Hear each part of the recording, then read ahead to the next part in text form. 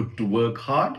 Yes, it is. And it is one of those virtues that we have learned in our life through stories, through examples, through parents, friends, teachers, elders telling us that it's good to work hard. But remember, effort alone isn't going to guarantee you success. You have to have the right strategic focus, right approach, when to do, what to do, and how to do it. So be hardworking, but do not be foolish. Your intelligence has to work in your favor. Your intelligence has to ensure that your hard work lands the work correctly and doesn't lead you to exhaustion. You don't have to work yourself to the point of exhaustion for others to realize what it is. Hard work doesn't mean that you work yourself to the hilt before others take notice of your work. You have to be smart enough to speak, present your work. Those are also important virtues that you need to have. So, the first thing that you need to understand here is you need to prioritize impact over effort. You have to begin with the end in mind, as Stephen Covey would say. You have to think through what's the final picture. You know, some wise person once said that the real physical world is first created in the mental world. So the world is created twice, they say. It's created first in the mind and then outside. So have that visualization of what you're working towards, and be very clear that what's the impact that you're working towards, and focus all your effort to the impact and not on all the effort that you'll put on in the journey. Your path will be determined by the impact that you want. Then, while you're doing this in today's world, leverage technology, leverage networks, leverage friends, leverage systems, leverage automation, whatever you have available. There is no harm in using AI to help you with your work. In fact, it's very intelligent if you can do that. There is no harm of using Google or apps or whatever, provided you have the right knowledge, the right memory of the subject.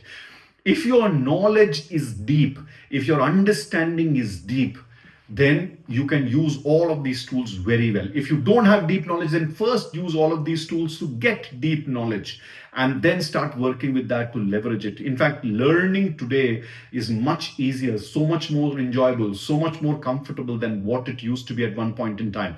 I remember at one point in time when I was in my bachelor's and I was learning physics at very deep level, I wanted to learn some complicated subjects.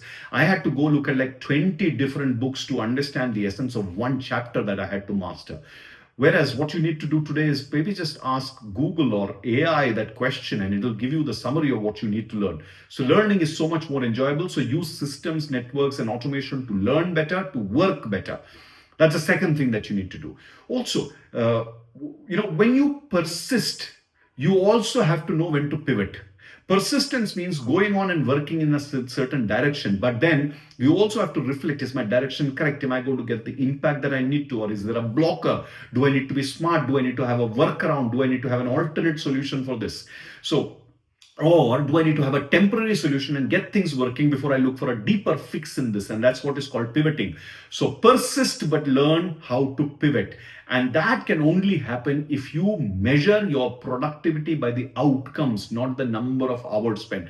Many times, like drug addicts have, or like athletes have this rush, people who work hard have this rush from working for extended period of time. When they sit for extended periods, when they read for extended periods, when they talk for extended periods, they have this rush. Don't be like that. Don't be like that drug addict.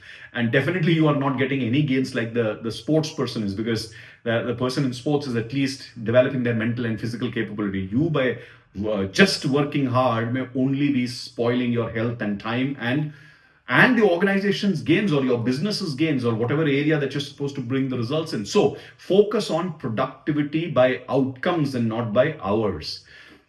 And as you do all of these things, as you ensure that you're looking at impact and not just effort, as you're leveraging systems, as you're learning to persist and pivot, as you're measuring outcomes, you may need a fresh pair of eyes or a help or a brain to guide you. And that's where a coach and mentor will come in. So also use coaches and mentors to prevent any unnecessary struggles. Remember, your work has to be for your growth. If you don't see yourself growing every day, then that work is not worth it. Because if you are not growing, if you're not going to contribute to your environment, that is going to stifle you. That's going to stifle the environment that you're in, your teams, your organization, your family, your society, your country. You're not going to be contributing to that. So be hardworking, but not foolish. Focus on real impacts and not just on sweat and blood. Know when to pivot. Be wise.